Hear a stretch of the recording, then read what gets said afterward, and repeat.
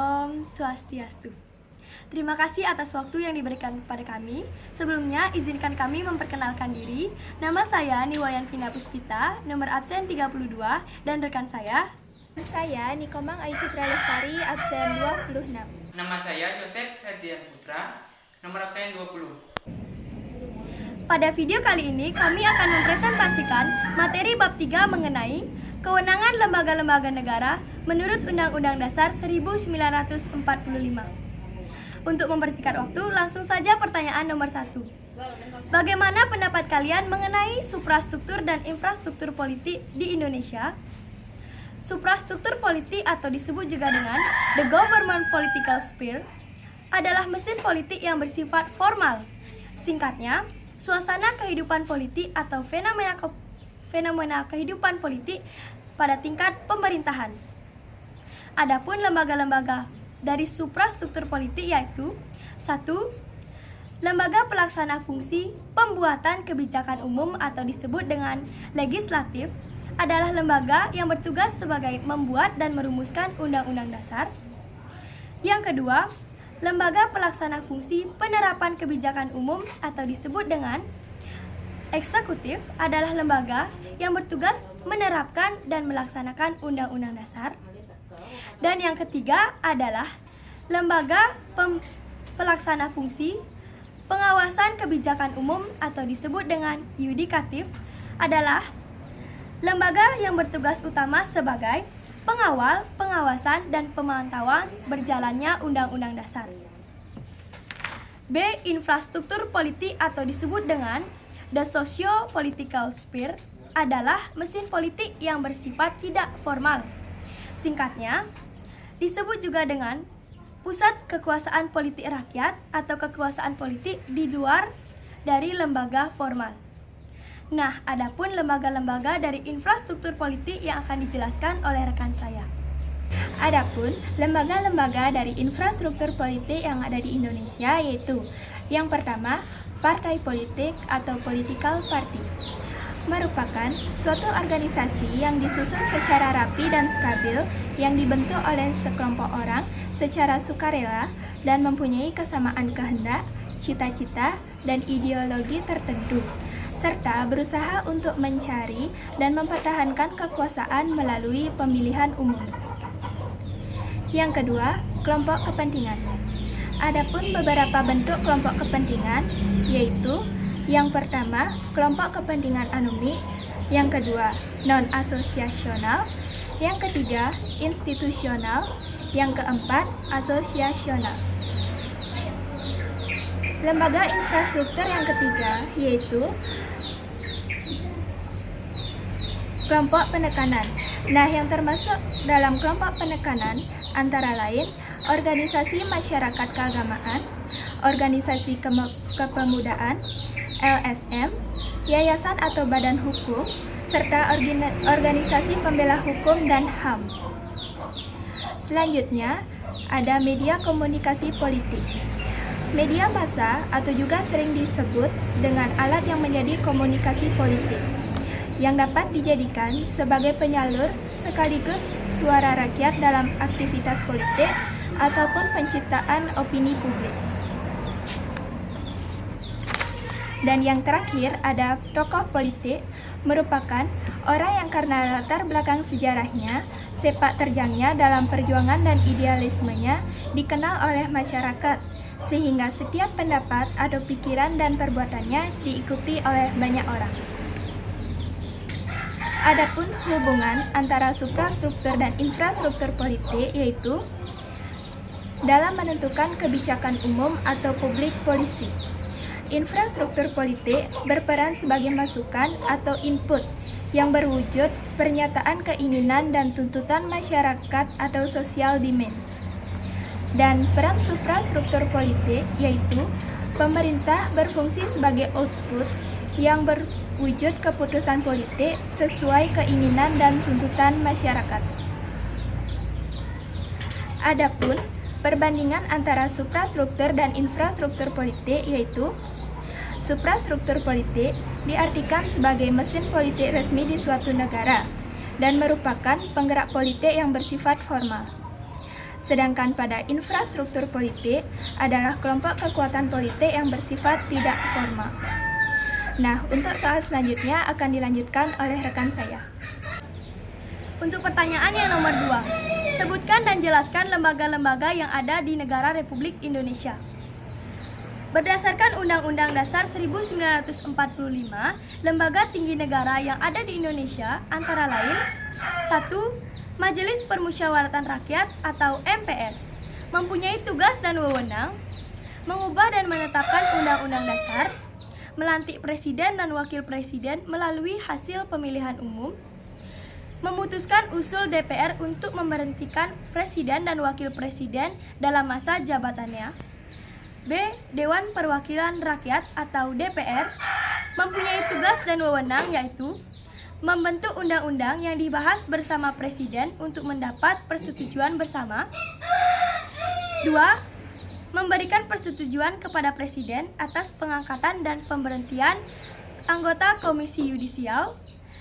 Yang ketiga, memilih anggota BPK dengan memperhatikan pertimbangan dari anggota DPD.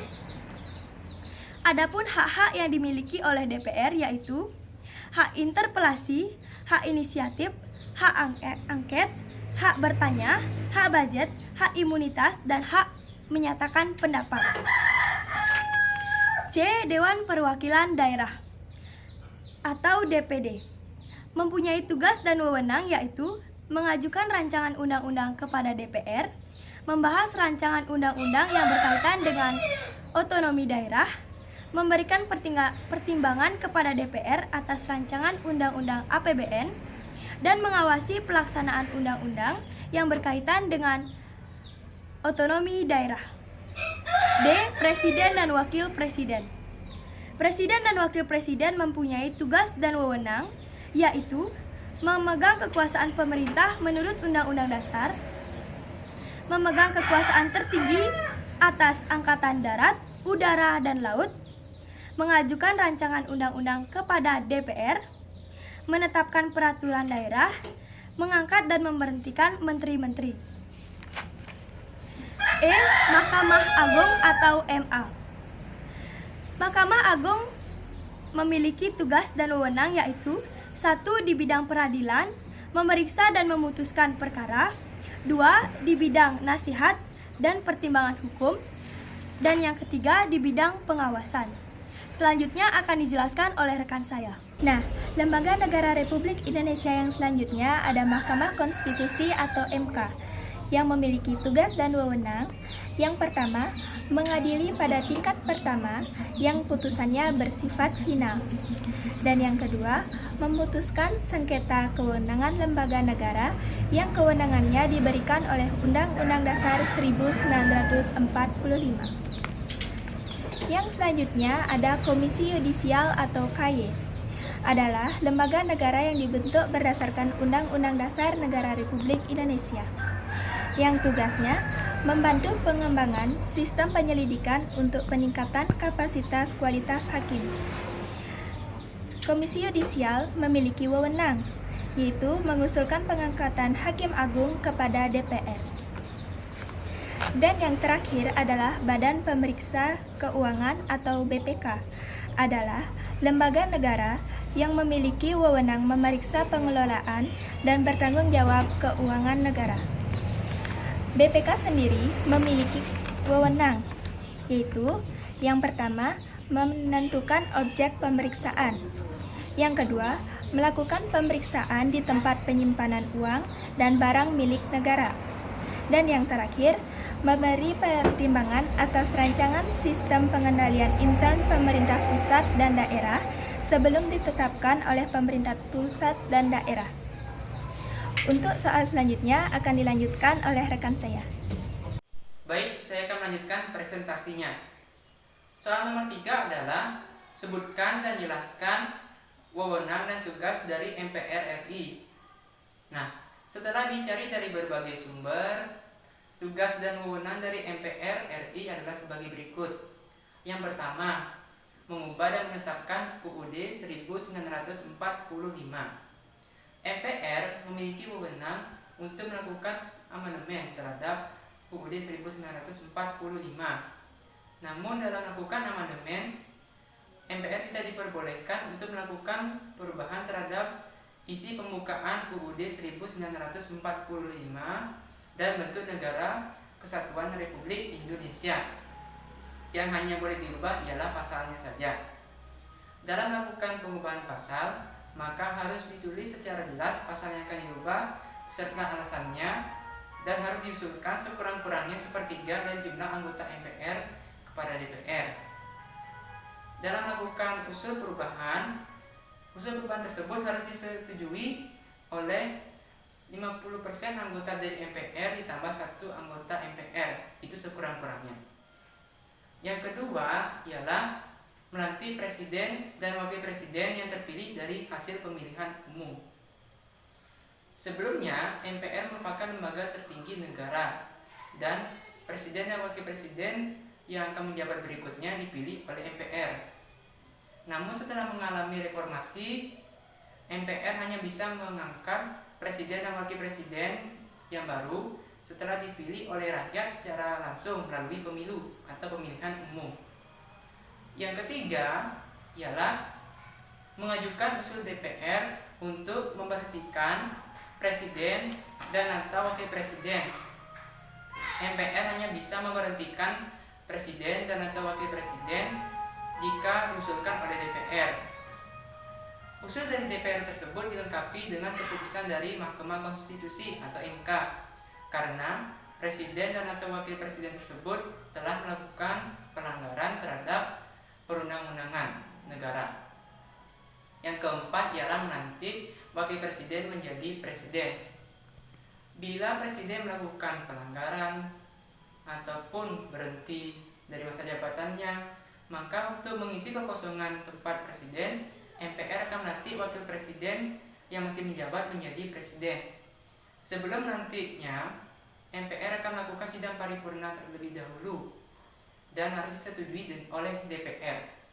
Baru setelah itu, MPR akan melantik wakil presiden tersebut menjadi presiden yang baru.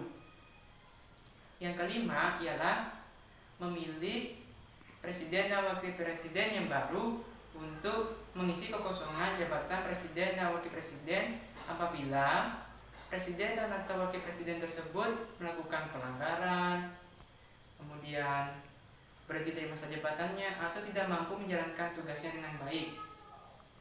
Untuk pemilihannya, maka MPR harus melakukan sidang paripurna MPR sekurang-kurangnya 30 hari sebelum memilih presiden dan wakil presiden yang baru dari 2 calon presiden dan wakil presiden yang nantinya yang dapat memperoleh suara terbanyak itu yang dipilih nanti oleh MPR untuk menjadi presiden dan wakil presiden yang baru.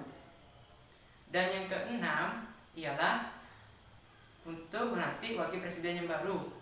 Bila tempat dari wakil presiden mengalami kekosongan akibat wakil presiden yang sebelumnya itu melakukan pelanggaran terhadap perundang-undangan, berhenti dari masa jabatannya, atau tidak mampu menjalankan tugasnya dengan baik, maka MPR akan melakukan sidang paripurna untuk memilih calon dari wakil presiden yang diusulkan oleh presiden. Dan siapapun yang memperoleh suara terbanyak dari rakyat itu nanti diangkat oleh MPR untuk menjadi wakil presiden. Sekian presentasi dari kami, dan apabila ada kekurangan baik dari penyampaian materi, penggunaan kata-katanya, ataupun hal lainnya, kami mohon maaf yang sebesar-besarnya. Dan sebagai penutupnya, kami akan naikkan Parama Santi. Om Santi Santi Santi Om.